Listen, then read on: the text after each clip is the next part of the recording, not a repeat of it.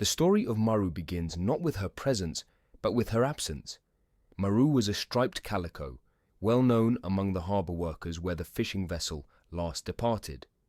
She had been seen often around the docks, slipping between crates, weaving past ropes, and resting on wooden planks warmed by the sun. Her markings, a blend of amber, cream, and shadowed stripes, made her easily identifiable. She was not a stray in the traditional sense, for she had long attached herself to the rhythms of the fishing community, appearing before departures and lingering upon arrivals. The crew regarded her with a quiet affection, describing her as both curious and resilient. On the morning of the vessel's final voyage, multiple witnesses recalled the same image: Maru on the deck, seated near a small carrier that had been brought aboard. The carrier was standard, metal-framed with a plastic base, designed to transport an animal safely. Its presence suggested an intention. Someone had made arrangements for Maru to remain secured during the journey. The boat departed under clear skies, engines rumbling, nets stacked in order, and Maru was last observed close to that carrier as the lines were cast off. For those at the dock, there was nothing remarkable in the scene. No one could have predicted the significance the carrier would later hold. Days passed, and the vessel did not return. Families of the fishermen raised alarm, and a search began across the coastal waters. Hours of scanning eventually led to fragments of wreckage. Floating among planks, twisted ropes, and scattered equipment, searchers identified one item that stood out: the small cat carrier. It was resting on the stern section that had broken away, riding the current. The sight was both ordinary and chilling. Unlike the other debris, the carrier told of a living passenger, now unaccounted for. Closer inspection revealed details that deepened the mystery. The carrier door hung open, its hinges bent outward. The metal was twisted in a way inconsistent with natural wear or casual handling.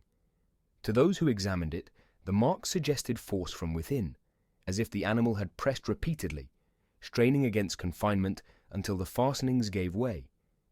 The discovery prompted immediate questions. Had Maru escaped before the vessel went down, breaking free and fleeing across the deck? Or had the door already been left unsecured, swinging open as the boat began to take on water? The absence of clear answers left investigators unsettled. If Maru had managed to escape the carrier before the sinking, her fate was uncertain.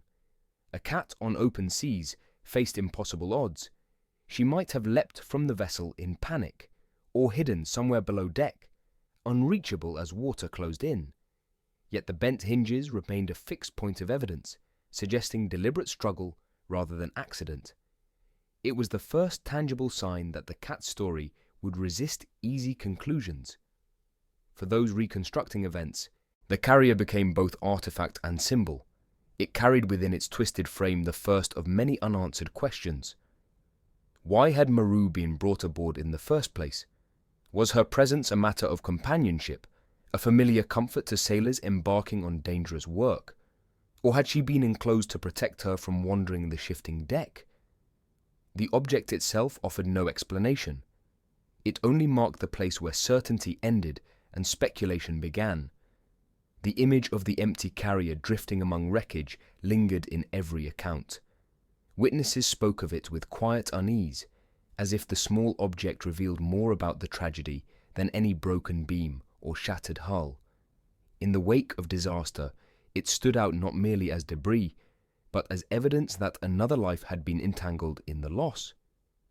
Thus the investigation began. The empty carrier on deck, its door forced open, was the first clue in a case defined as much by silence as by discovery. It was the object no one could ignore, the question that haunted every recovery thereafter. Did Maru escape before the sinking, or was she trapped below, lost with the vessel? That uncertainty would shape every step of the search that followed. When investigators first documented the sinking, the cat named Maru was noted only in passing. The striped calico had been seen aboard the fishing vessel during its final departure, but no trace of her appeared in the wreckage that floated back into the harbour. What remained was a battered carrier, twisted open, suggesting a frantic escape or forced release. For 12 years, no further evidence emerged. The sea claimed the boat, and the cat's fate faded into silence, sealed by distance and salt water. Only later would divers uncover an unsettling detail inside the preserved hull. When the wreck was finally located, it rested deep beneath shifting currents, shrouded in silt and coral growth. Divers expected to find only the usual signs of decay: broken beams, corroded nails, and the slow dismantling of wood by sea life. Yet when a searchlight passed across one of the inner cabin walls, the beam caught something startling. Instead of mere rot, the wood bore distinct incisions. They were arranged in uneven rows, cut at angles resembling claws dragged against the surface.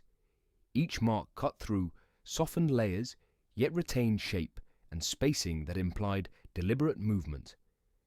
One diver described the impression as raw, almost violent, as though left in a final attempt to escape confinement. The spacing matched what could plausibly be made by a small animal's paws rather than by shifting metal or splintering collapse. For investigators already familiar with Maru's disappearance, the image immediately altered the wreck's meaning. The scratches seemed to suggest presence, not absence. They pointed toward a desperate struggle occurring inside the vessel before or during its sinking. The preservation itself was baffling. Salt water usually erases fine marks within years, softening wood until detail collapses. Yet here, after more than a decade underwater, the grooves remained visible beneath sediment. Specialists debated whether mineralization had sealed the impressions, preserving them against erosion.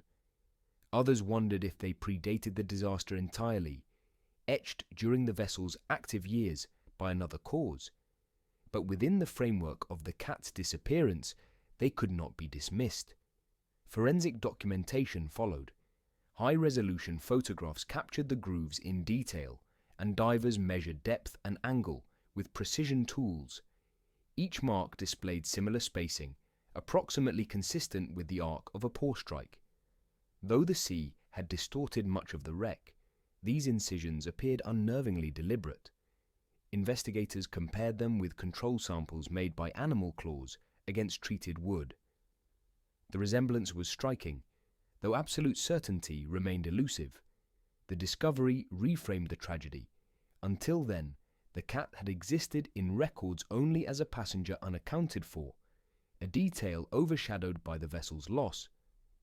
With the claw marks revealed, Maru's possible fate became inseparable from the ship's interior. Did she survive the initial breach, scrambling against the walls in darkness? Were the marks remnants of an earlier confinement, etched during voyages long before the sinking? The questions hovered, unanswered, heavy with implication. Witnesses revisited their memories. Some recalled hearing faint sounds below deck when the boat first departed, scratches or thumps they dismissed at the time. With hindsight, those memories gained troubling significance. The diver who first illuminated the grooves admitted feeling an instinctive chill, a sensation of unspoken testimony embedded within the wood. For the investigative record, however, emotion had to yield to evidence. In final reports, the scratches were catalogued as anomalies consistent with animal claw marks, though their timing could not be proven. Still, they transformed interpretation of the wreck. What had seemed a silent tomb now carried signs of struggle. For the family who remembered Maru, the discovery was both haunting and clarifying. It suggested she had indeed been present in those final hours, leaving behind not only absence, but also a trace of existence. The wreck, once simply a site of human loss, became layered with the puzzle of an animal's final moments. Scratch marks beneath the waves blurred the boundary between natural decay and personal narrative, forcing investigators to confront the possibility that the cat's story was written into the very walls of the sunken vessel. The third stage of the investigation centered on a discovery both small in scale and immense in implication. During a careful examination of the wreckage, Lodged between two splintered beams, searchers found half of a cat's collar. At first glance it seemed unremarkable, just another piece of debris caught in the twisted remains of wood and metal. Yet once pulled free and studied, it became clear that this fragment carried direct significance to Maru's story. The collar fragment consisted of torn fabric and a rusted metal ring. Time and seawater had stripped away much of its color and texture, but enough remained to distinguish it as once belonging to a domestic animal. What drew immediate attention, however, was the nameplate still attached. Though nearly erased by corrosion, faint lettering persisted. Investigators noted a single clear mark, the engraved letter M. That partial inscription was more than coincidence. It aligned with the first letter of Maru's name. The fragment reignited speculation surrounding the cat's fate. If this collar had been trapped inside the wreckage, one possible conclusion followed. Maru may have been aboard when the vessel went down. Such an interpretation carried grim weight. The image of the cat enclosed below deck, tethered to the doomed ship, seemed to match the physical evidence. For those reviewing the case, the thought was difficult to dismiss. Yet the collar did not tell a straightforward story. Upon closer analysis, investigators observed a notable detail. The clasp had broken. This was no intact band left fastened around a neck. Instead, it was a fragment detached, suggesting force, tension, or struggle. The collar may not have been removed deliberately by human hands. It may have come off as Maru resisted confinement or attempted escape in the chaos of the sinking. This observation introduced a second, more hopeful possibility. If the collar came loose before final submersion, Maru might have freed herself. The broken clasp provided grounds for believing the cat was not necessarily lost with the wreck. Rather than proof of her demise, the fragment could represent evidence of survival, a trace left behind as she slipped from danger. The ambiguity was central to the case. Every recovered object told a story, but rarely a complete one. The collar carried equal weight as evidence of entrapment and as evidence of escape. Neither reading could be confirmed, and both carried consequences for the broader investigation. To investigators, the object represented a fork in the narrative. One path ended with Maru sinking alongside the crew. The other left her fate unresolved, continuing beyond the wreck itself. To understand the collar's implications fully, searchers studied the context of its location. Lodged between beams, it appeared to have been caught in the structural collapse of the vessel. Whether it had been drawn inward during the sinking or trapped later by shifting debris was impossible to determine. Saltwater corrosion indicated prolonged exposure, but the sequence of events that placed it there could not be reconstructed with certainty. This lack of clarity deepened the mystery rather than resolved it. The single letter M stood as both identifier and symbol. For families and harbour workers familiar with Maru, the fragment was unmistakable. They recalled her frequent appearances around the docks, her presence on the vessel before departure, and the small carrier later discovered adrift. To them, the collar confirmed her involvement in the tragedy. At the same time, the broken clasp invited speculation that she might still have found a way to survive. In official reports, the collar was catalogued carefully, photographed, and preserved. Notes emphasized the significance of the damaged clasp and the near-erased nameplate. No definitive conclusion could be drawn, but its value as evidence was undeniable.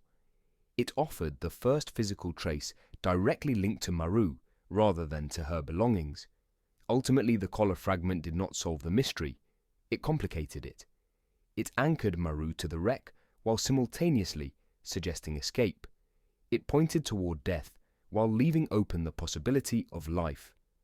For investigators, it became a haunting reminder of how even the smallest object could carry the weight of uncertainty. Every detail mattered, yet every detail left space for unanswered questions. Thus the search widened, propelled by what the collar implied. Was it the last sign of Maru within the wreck, or proof that she had broken free? The fragment's silence forced investigators to keep looking, knowing that the truth lay not in a single artifact, but in the fragile chain of evidence slowly emerging from the sea. The wreck itself had already yielded unsettling evidence, but the most confounding discovery lay not within the boat, but scattered across the seafloor nearby.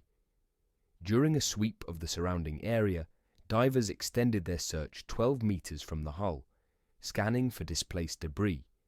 What they found instead forced an entirely new line of questioning. Beneath a thin film of drifting silt, the sediment bore a sequence of depressions, shallow yet unmistakable in form. At first glance, they resembled ordinary disturbances, the kind caused by falling fragments or the motion of fish. Yet as the diver's beam steadied, the shapes revealed a striking symmetry. 4 rounded impressions aligned in a small cluster created the unmistakable outline of a paw. The dimensions were slight, smaller than a human handprint, and the repetition suggested an animal rather than an incidental mark. Each depression seemed deliberate, pressed into the surface with weight distributed across pads and claws. The divers documented the scene carefully, photographing at multiple angles to ensure clarity. What made the discovery most puzzling was the context. The site lay deep beneath layered currents, far beyond the natural capacity of any domestic cat to reach, let alone survive. If Maru had gone down with the vessel, her remains would have been scattered or consumed long before, leaving no possibility of such intact impressions. Yet the tracks looked fresh, their edges crisp in the shifting sediment, as though created recently. Marine specialists later reviewed the photographs and debated their meaning. One hypothesis suggested that current eddies, combined with debris, might sculpt silt into regular shapes resembling footprints. Another argued that burrowing sea life could leave similar outlines. Still, neither explanation accounted for the consistency of the marks. The prints were evenly spaced, aligned in a trail rather than isolated, with orientation that mirrored the gait of a small quadruped. Measurements revealed spacing of approximately 20 centimeters between impressions, again consistent with the stride of a medium-sized cat. The depth varied slightly, indicating movement across uneven terrain, yet always retained the distinctive arrangement of 4 pads. To dismiss them as coincidence demanded overlooking the precision with which they repeated. Investigators accustomed to ambiguous traces struggled with the uncanny resemblance. Equally troubling was the direction the impressions seemed to lead. The trail extended away from the wreck, moving diagonally across the seabed, before disappearing at the mouth of a cavern opening. The cavern was narrow, cut into limestone, and largely uncharted. Its entrance gaped darkly, unlit by the divers' lamps beyond a few meters. That the prints converged towards such a location lent the discovery an even deeper unease. Forensic teams attempted to reconstruct scenarios. Could currents have carried fragments of the carrier or other weighted material that briefly pressed into silt before dissolving? Could human activity during dives have created accidental shapes with equipment? Analysis of dive logs showed no such contact in the precise area before the marks were first observed. In controlled tests, equipment imprints lacked the natural arc and pad distribution captured in the photographs. The mystery remained suspended between improbable explanations. On one hand, the logical framework insisted that no cat could have created such impressions at depth. On the other, the visual evidence resisted dismissal. Each mark held enough fidelity to challenge coincidence, each pattern too intentional to dissolve into abstraction. The cavern itself became the new focus. Subsequent dives probed its opening, though visibility and safety limitations restricted exploration. No further prints were discovered inside, but sediment shifts made it impossible to conclude definitively. The prints outside remained singular, preserved in still images and dive logs, a puzzle without resolution. In reports, the impressions were catalogued as unexplained anomalies resembling paw prints, discovered 12 meters from the sunken vessel and oriented toward a cavern entrance. The official description preserved neutrality, yet privately, many involved admitted to unease. The wreck no longer stood as the final boundary of the mystery. Evidence now extended outward, suggesting traces of movement where none should exist. For the family who once wondered only whether Maru escaped her carrier, the implications deepened. The possibility that her presence lingered not only within the boat, but also in the surrounding seafloor reframed the narrative. Prints in the silt mark not only a physical trace, but also the expansion of uncertainty, guiding the investigation toward darker, hidden spaces beneath the sea. The discovery at the cavern mouth marked a turning point in the investigation. Divers had been combing the area systematically, documenting wreckage, collapsed beams, and scattered tools of the fishermen.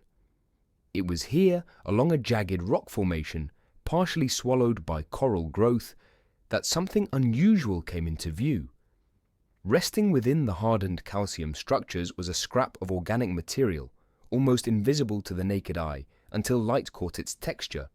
What appeared at first as a simple discoloration was revealed, upon closer inspection, to be strands of fur. The strands were fine, delicate, and remarkably preserved. Their appearance was startling in context. Coral had encrusted the material, binding it into the structure as if nature itself had attempted to shield it from decay. When gently removed and later analyzed under magnification, the pattern became clearer. Alternating shades of grey and amber lined the strands, creating a banded effect unmistakably similar to Maru's striped coat. The match was not declared lightly. Investigators understood the risks of assumption, and fur in saltwater environments rarely survived more than months, let alone years. Yet the coloration was consistent with descriptions provided by those who had seen Maru around the docks and aboard the vessel. To those involved in the case, the pattern was not coincidental. It suggested, with more certainty than any previous artifact, that Maru had indeed been present at this cavern site. This raised immediate scientific and emotional questions. How could strands of fur remain intact after 12 years submerged in a saltwater environment? Ocean currents, microbial activity, and chemical corrosion normally destroyed organic matter quickly. Specialists examining the find proposed that the cavern may have created a rare preservation pocket. Shielded from direct currents, enclosed by coral growth, and protected from oxygen flow, the fur might have endured far longer than expected. Though such preservation was unusual, it was not entirely impossible. For scientists, the explanation was technical. For those emotionally invested, however, the weight of the discovery was far greater. This was the first tangible link to Maru herself, not just her belongings or her collar fragment. The fur was part of her body, proof that she had reached this place. Whether she had clawed her way into the cavern for refuge or been swept in by currents could not be determined. Still, the connection was undeniable. The cavern setting also invited speculation about behavior. Cats are instinctively drawn to enclosed spaces when frightened. If Maru had survived long enough to break free of her carrier and the wreckage, seeking shelter in the cavern aligned with such instincts, the possibility gave the fur an added dimension, evidence not just of presence, but of survival long enough to make a choice. Yet the cavern carried its own dangers. Divers noted the sharpness of coral edges, the confined passages, and the treacherous currents at the entrance. Any creature attempting to take refuge here faced significant risk.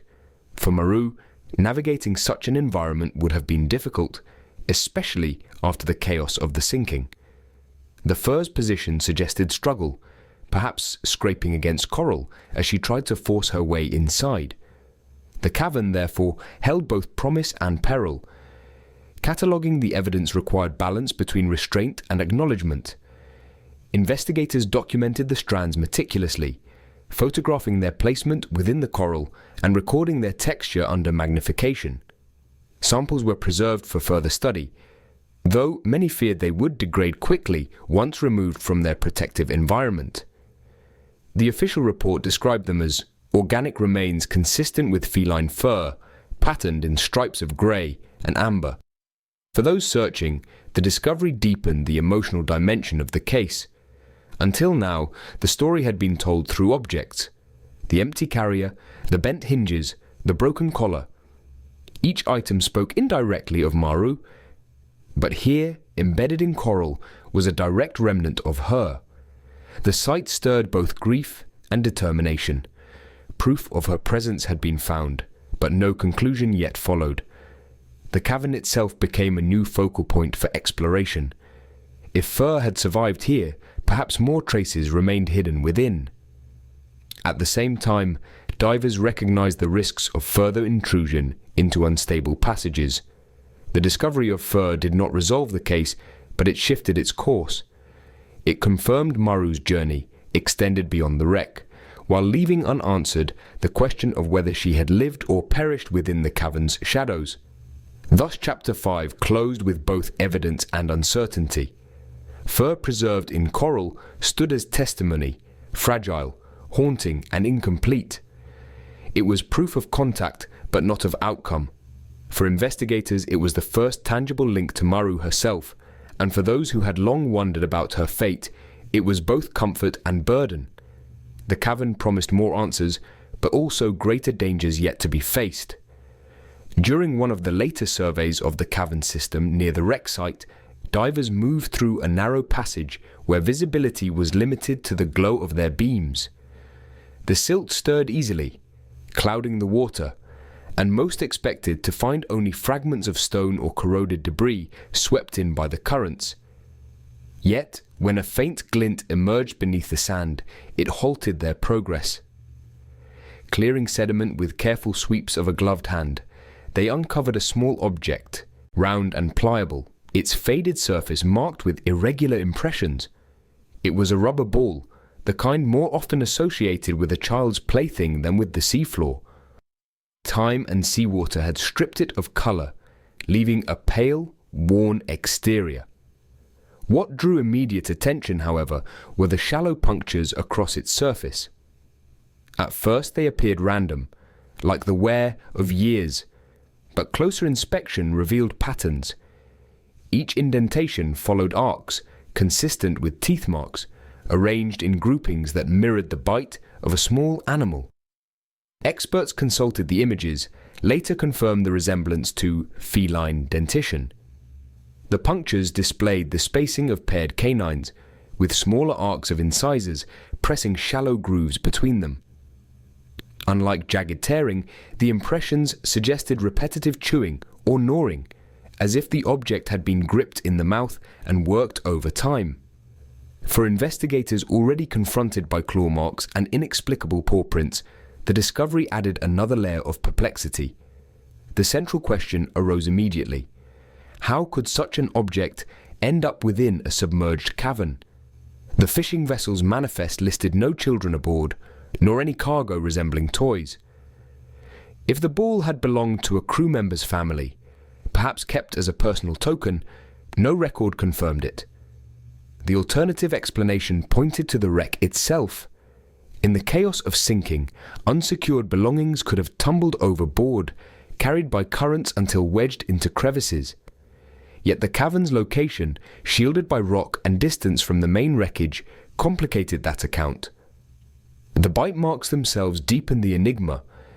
If the impressions predated the sinking, they might represent nothing more than a household item once chewed by a domestic cat, later transported unintentionally to sea.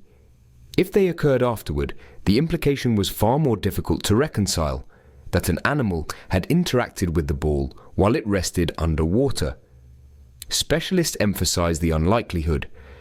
Depth and conditions excluded the possibility of a living cat surviving there.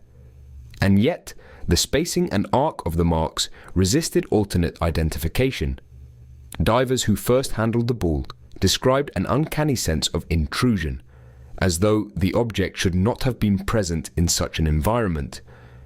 It did not resemble marine detritus, nor did its preserved form suggest long exposure to open water. The cavern's protection may have slowed degradation, keeping the rubber intact where other materials dissolved. Still, its survival and placement raised questions of intention versus accident. In official analysis, the toy was catalogued under recovered anomalies, photographed extensively, and stored for further testing. Microscopic review confirmed the puncture's clean edges, consistent with biological biting pressure rather than mechanical impact. The report stopped short of declaring feline origin, but the language emphasized the strong resemblance. Investigators noted no known marine animal produced a comparable pattern. For families connected to the wreck, the discovery carried symbolic weight. To them, the toy evoked the possibility that Maru had survived long enough to interact with objects carried into the cavern. The image of a cat gnawing at a rubber ball beneath crushing waters strained reason. Yet the evidence resisted easy dismissal. If not her, then whose marks? If not accident, then whose intention guided the placement? Ultimately, the chewed toy blurred the already fragile line between coincidence and narrative. Was it merely debris, reshaped by chance, or a silent trace of companionship in the wreck's aftermath? With each artifact, the investigation pushed further into uncertainty. The ball remained a paradox, half buried in sand, carrying impressions that spoke in the language of teeth and play, yet resting in a place where no play should have been possible. When divers advanced deeper into the cavern, their lights revealed a chamber unlike any they had previously explored. The walls curved inward, coated with dense coral, while the floor sloped into a basin where debris and organic matter collected. At first glance, the chamber appeared to be another natural hollow, a quiet recess in an otherwise hostile environment. But as their beams swept across the floor, something stood out. Hundreds of bones, pale and slender, arranged not in chaos but in order. The remains were unmistakably fish bones, accumulated in numbers that spoke to repeated deposition over years. The divers initially assumed the scene was the result of ocean currents, which could easily sweep skeletal fragments into piles within enclosed spaces. Yet as they drew closer, the formation revealed patterns inconsistent with random sorting. The bones were aligned in narrow lines, stacked with a degree of symmetry that suggested intentional placement. Linear rows stretched several feet across the chamber floor, their alignment echoing precision rather than accident. The discovery immediately demanded explanation. Was this simply a quirk of current and rock formation, or was it evidence of deliberate arrangement? The distinction mattered, because intentional placement implied agency. For the first time, investigators confronted the possibility that the cavern chamber bore the imprint of behavior rather than mere environment. Closer examination deepened the puzzle. Several of the bones bore faint markings, scratches along their surfaces. Under magnification, these resembled the thin incisions produced by claws. They were not consistent with bite marks alone, nor with simple erosion.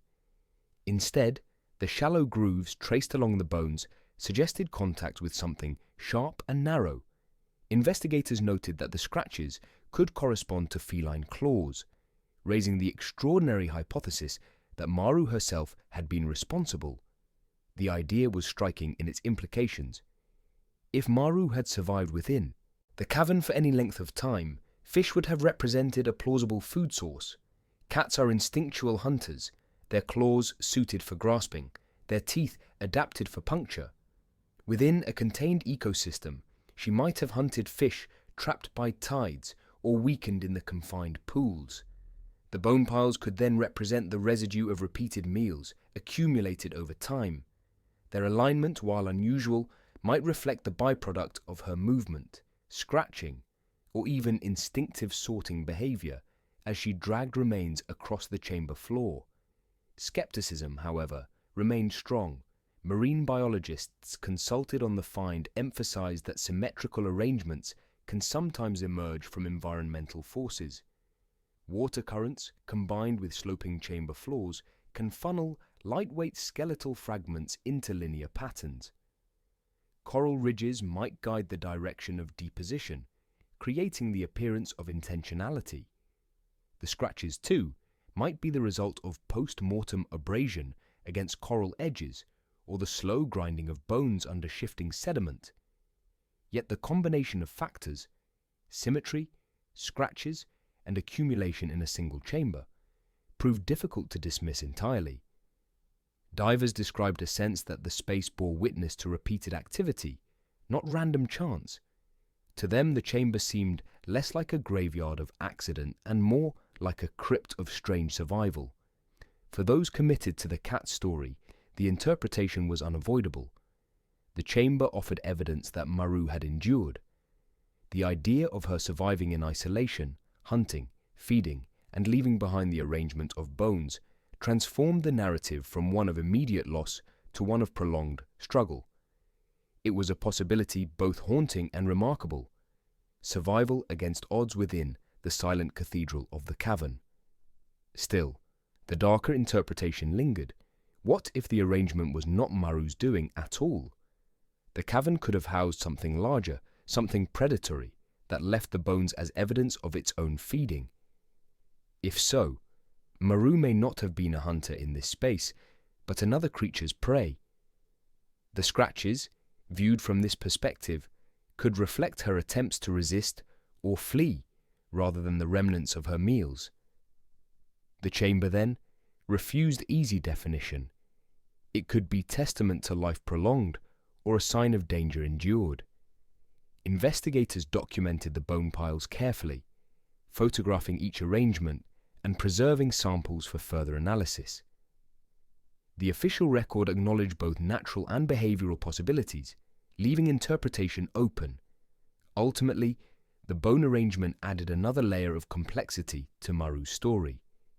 It neither confirmed her survival nor denied it, but it suggested that her presence within the cavern might have been far more than momentary. The chamber did not feel like a tomb. It felt instead like a place shaped by survival. Whether hers or another's, no one could yet say.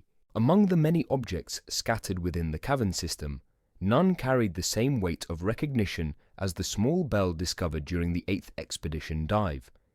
The diver who found it had been following a narrow ledge near the cavern wall, his light scanning across ridges where debris often settled. Something metallic caught the beam, glinting faintly beneath layers of salt and mineral accretion.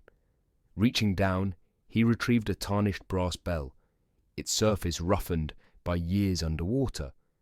Despite corrosion, its familiar shape was clear, a small collar bell, the kind affixed to domestic pets.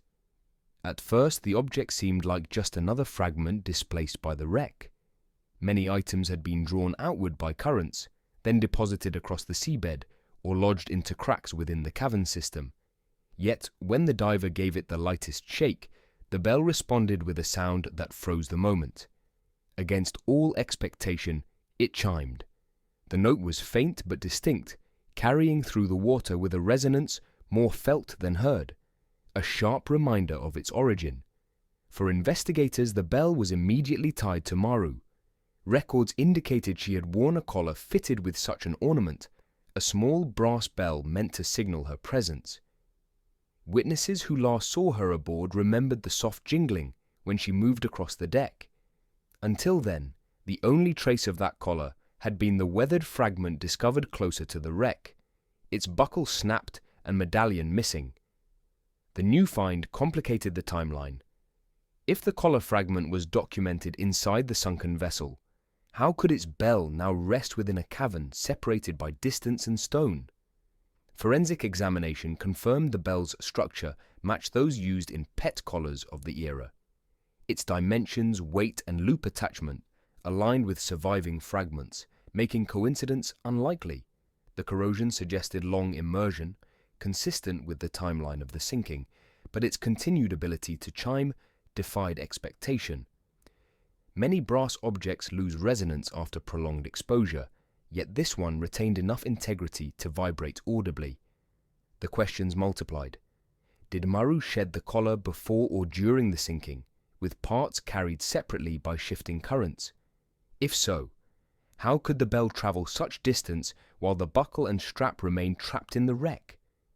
The possibility of human involvement lingered uncomfortably.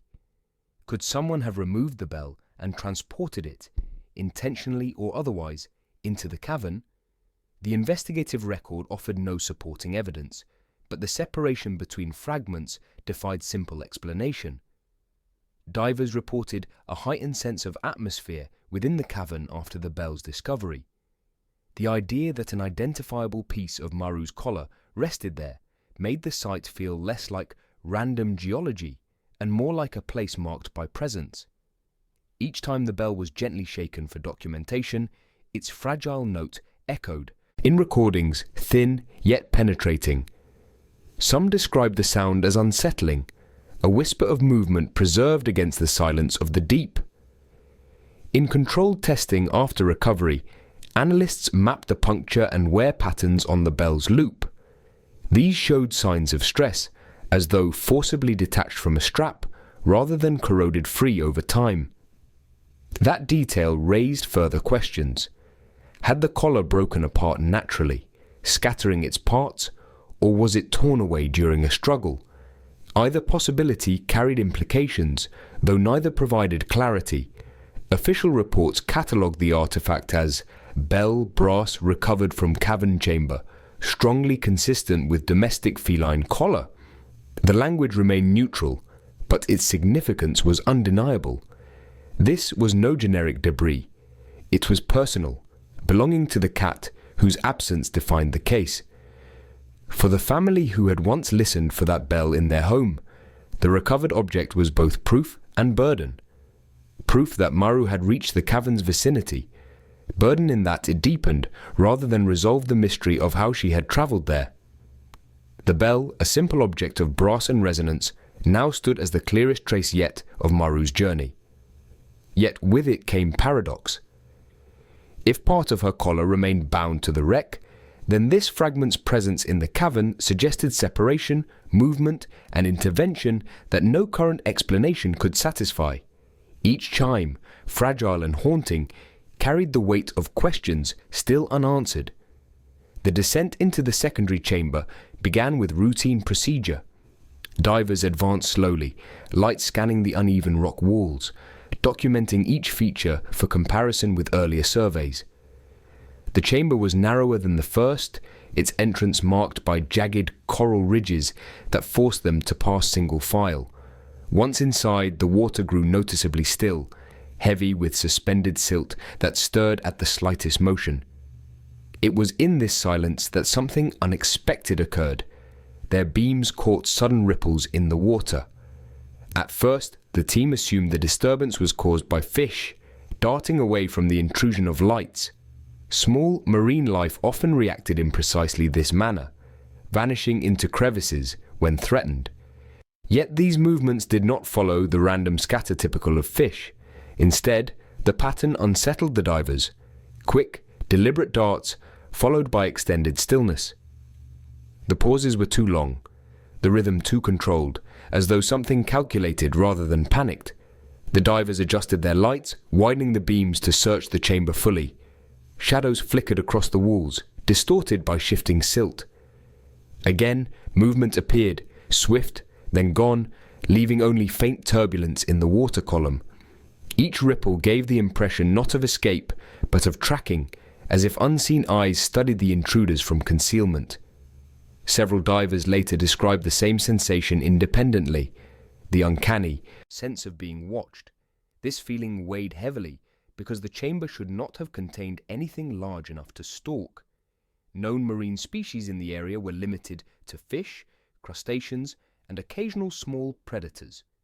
None matched the deliberate rhythm observed that day. The unsettling possibility arose that something else, something unaccounted for, was present in the cavern system. The tension reached its height when the lead diver, sweeping his light toward the far end of the chamber, saw the silt lift from the floor in a rolling cloud. The disturbance revealed a flat surface of stone. Across that surface was a mark distinct from the chaotic scattering of sediment. It was an impression, fresh and unmistakable, a paw-like print pressed into the thin layer of fine debris. The divers froze, examining the mark with care. The impression bore 4 rounded pads, and the faint trace of a 5th, smaller point offset from the rest, consistent with the arrangement of a feline paw. Its edges were sharp, undistorted, and not yet softened by current, indicating it had been made recently. Size estimates placed it within the range of a domestic cat. The discovery sent a ripple of unease through the team. No cat could survive in this environment for 12 years. The notion defied biology, ecology, and common sense. Yet the print lay before them, undeniable in its outline, defying easy dismissal as coincidence or illusion. Alternative explanations were considered. Perhaps debris had settled in a way that mimicked a paw, or perhaps another creature had produced a similar impression. Still, the specificity of the shape, combined with the context of Maru's case, rendered those dismissals unsatisfying. Each diver recorded their impressions separately upon return to the surface. Though phrasing varied, all agreed on 2 points. The movement they observed carried a deliberate rhythm, and the paw-like impression was fresh enough to indicate recent presence. The possibility that something alive, feline or otherwise, had traversed the chamber shortly before their arrival could not be excluded. For the investigators following Maru's trail, the implications were staggering. The fur, embedded in coral, had already suggested survival beyond the wreck. The bone arrangement in the first chamber hinted at sustained presence. Now, in the secondary chamber, evidence pointed not only to survival, but to activity recent enough to intersect with the divers themselves. The official report catalogued the print as anomalous impression, paw-shaped, undetermined origin. Photographs were preserved, though some critics argued that lighting distortions might exaggerate the shape. Others countered that the clarity of the pads and the overall proportion were too distinct for misinterpretation. The incident left the team shaken. Hardened investigators accustomed to wrecks, storms, and human loss admitted to feeling fear. It was not only the suggestion of a cat's survival that disturbed them, but the sense that whatever moved within the chamber had been watching, calculating, and aware of their presence. Thus, the search expanded with a new, disquieting dimension. The second chamber was no longer just an environment to be mapped.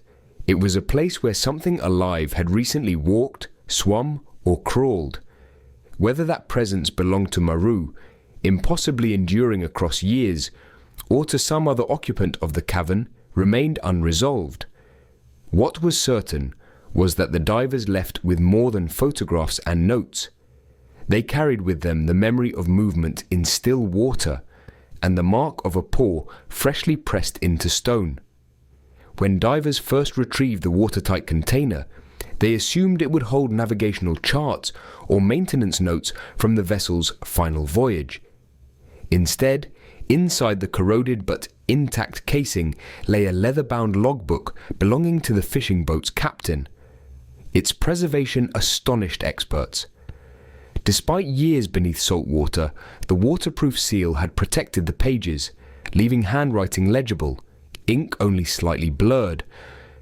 For investigators searching for clarity amid fragments, the logbook offered something rare, direct testimony from the vessel's last days.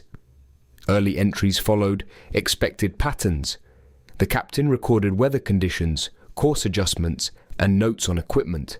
Names of crew appeared alongside notations about routine duties. But interspersed among these technical details were references that drew immediate attention.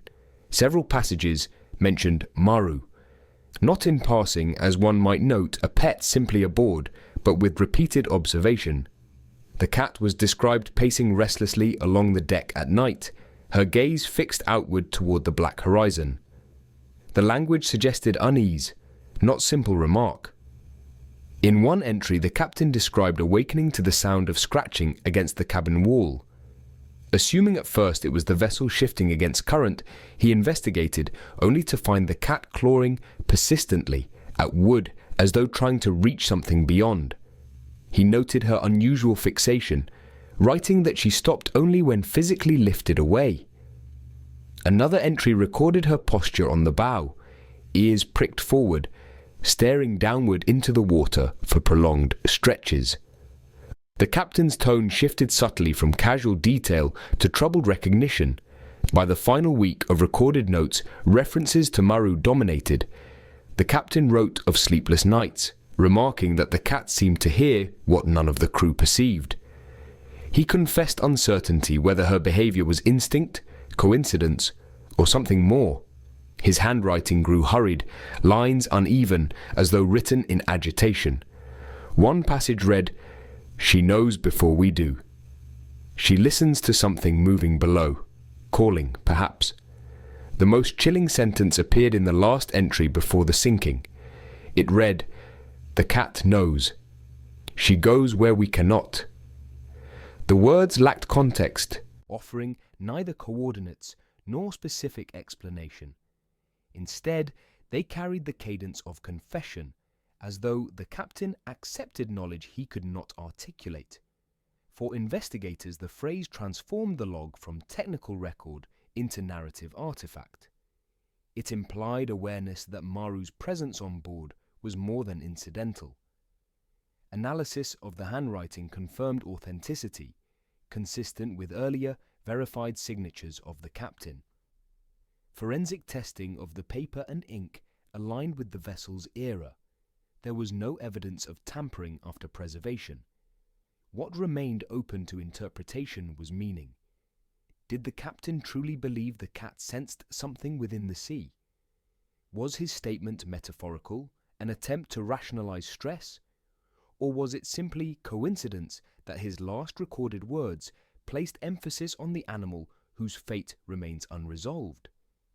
Scholars of maritime history noted that sailors have long recorded unusual animal behavior, often interpreting it as omen.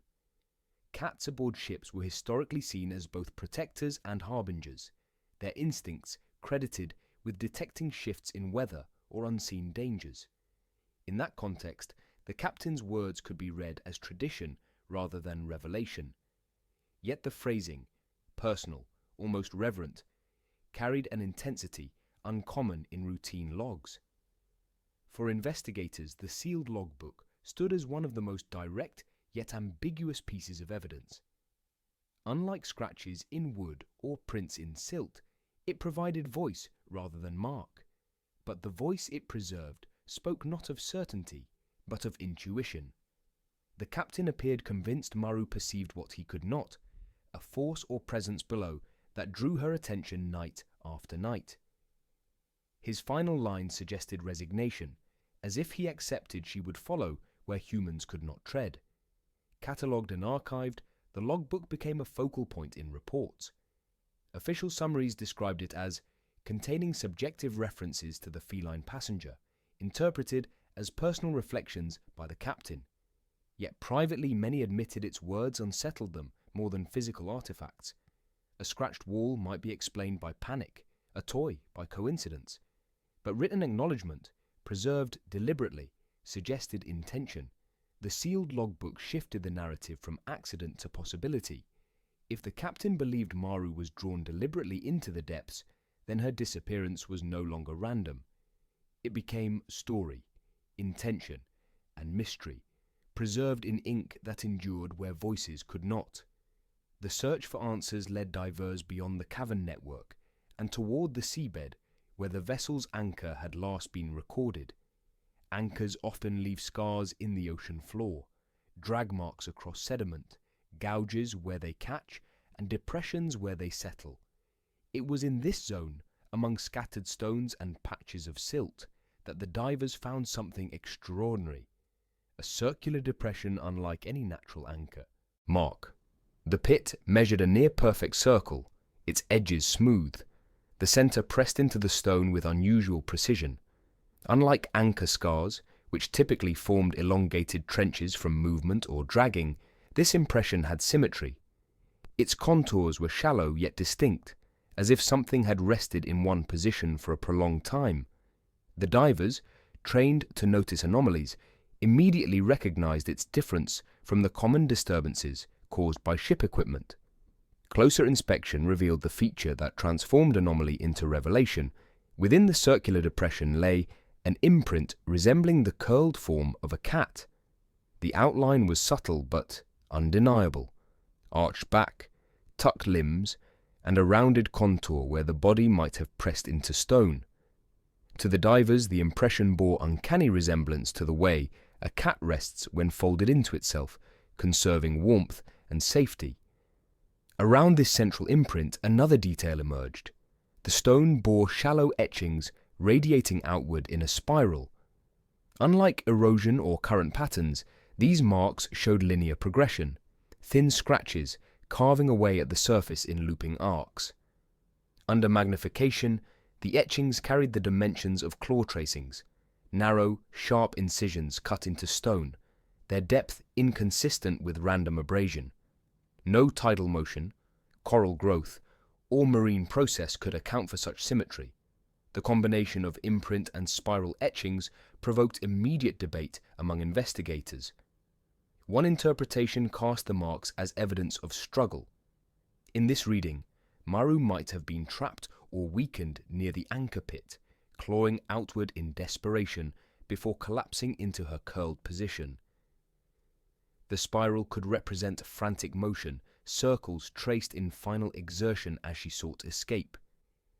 The impression of her form in the stone would then stand as the residue of exhaustion, preserved by mineral accretion. Others considered a different possibility, less about struggle and more about ritualized behavior. Cats are known to circle and paw surfaces before lying down, leaving faint scratches on wood or earth. If Maru had survived long enough to inhabit the seabed environment, however improbable, she might have exhibited this instinctual routine. The spiral etchings could represent habitual circling, her claws scoring the stone before she settled into rest. What remained in the anchor pit then was not the signature of panic, but of survival instincts carried into an alien environment. Whichever interpretation one chose, the impression's existence was undeniable. The divers documented it extensively, photographing the depression, measuring its dimensions, and comparing it against both anchor marks and natural stone formations. None of the comparisons aligned. The anchor itself had landed nearby, but its scarring bore none of the circular symmetry of the pit. This was something apart, an imprint distinct in form and meaning. For investigators, the anchor pit offered the most haunting evidence yet. The empty carrier had raised questions. The collar fragment suggested escape. The fur in coral hinted at presence. The bone arrangement indicated survival. The paw print in the chamber gave proof of movement. But here, in the seabed beneath the anchor, was something different, an impression of stillness. It suggested a pause, a moment where Maru had lain curled, long enough to leave her form in stone. The discovery blurred the line between natural formation and living trace. Some argued for caution, warning that pareidolia, the human tendency to perceive patterns, could explain the resemblance. Yet the spiral claw marks complicated such dismissal, grounding the interpretation in physical evidence rather than imagination. No current explained their order. No anchor explained their symmetry. Thus the anchor pit became a focal point in the narrative of Maru's disappearance. Whether it represented her final rest or merely another stage in an impossible survival, it stood as undeniable evidence of her passage. The curled imprint and the radiating claw etchings together formed a record too specific to ignore. To some, it marked an end. To others, it suggested continuation beyond comprehension. What remained certain was this: at some point, the cat had been here. The stone bore her outline, the seabed carried her trace, and the anchor pit transformed from anonymous scar into testimony. For the investigators, hardened by years of wreckage and loss, it was perhaps the most difficult evidence to confront. It suggested not only presence, but presence preserved, a ghostly record of Maru's existence carved into the ocean floor. By the 12th year of investigation, divers had mapped much of the vessel's remains, yet one compartment remained sealed. Collapsed beams and corroded panels had blocked access since the wreck's discovery. Only after careful cutting and stabilization was the chamber finally opened. What awaited inside would become the most unsettling evidence of all. The compartment was small, likely used for storage. Unlike other areas of the wreck, its interior had been shielded from heavy currents, leaving surfaces unusually intact. As divers swept their lights across the corroded walls, something caught their attention. Along the metal plating, streaks appeared at irregular intervals. Not scratches this time, but impressions pressed into the very surface. On closer inspection, they formed shapes both precise and disturbing, the outlines of pores. The marks did not resemble natural corrosion or the jagged tearing of collapse. Instead, each displayed the symmetry of pads and claws, preserved in relief as though imprinted into rust and salt. Their clarity astonished the team. Against the dull red-brown of oxidized metal, the impressions stood out like darkened shadows. Some were shallow, others deep, arranged in a staggered sequence that suggested movement. The trail of prints began near the end compartment's floor, rising gradually along the wall. They ascended toward a porthole, its glass long since shattered outward into the sea. The spacing between impressions mirrored the leap of a climbing animal, each placed with the precision of motion. For investigators already steeped in years of anomalies, the sight felt both undeniable and impossible. Technically, no natural process explains such markings. Rust corrodes, flakes and pox metal, but does not form patterns of animal anatomy. The suggestion that pressure alone created them raised the question, how could a cat's weight impress into steel, hardened even after decades of decay? Specialists debated whether chemical interactions might have outlined older residues, but no prior contact was documented to explain it. The images captured during the dive remain among the most haunting in the archive. Each paw print carried the appearance of deliberate permanence, as though etched not by chance, but by intention. Unlike earlier evidence, claw scratches in wood, prints in silt, bite marks in rubber, these impressions seemed less like traces of struggle and more like testimony, preserved against the passage of time. The porthole itself added to the mystery. Shattered outward, its frame bent under force, it suggested violent exit rather than gradual collapse. If Maru had indeed reached this point, the trail of paw marks seemed to lead directly toward that aperture. No remains were ever recovered outside, no trace of a body drifting in currents. What existed instead was absence, paired with a sequence of marks ending at the sea. For the investigative record, the discovery was logged as anomalous impressions resembling feline paw morphology, preserved on interior metal surfaces of sealed chamber. The neutral language belied the weight of what had been observed. Privately, divers described the sight as chilling, evidence not of decay, but of resistance, as if the cat had left her presence pressed into the vessel itself. Families connected to the tragedy found themselves torn. On one hand, the paw prints offered closure, proof that Maru had reached the compartment, struggled, and perhaps found escape through the porthole. On the other, the impossibility of the impressions denied comfort. If she had survived long enough to leave such marks, why had no body, no further trace, been found in the surrounding waters? The sealed compartment became the final chapter of exploration. Where earlier artifacts raised questions of coincidence or misinterpretation, the paw marks demanded confrontation. They could not be explained away as currents or accidents. They existed in undeniable shape and form, yet their presence defied natural reasoning. In the end, the wreck yielded no remains, no conclusive evidence of survival or death. What it offered instead was testimony in fragments, scratches on wood, prints in silt, a chewed toy, a bell, a logbook, and now paw marks pressed into rusted steel. Each clue spoke of defiance, survival, and enduring mystery.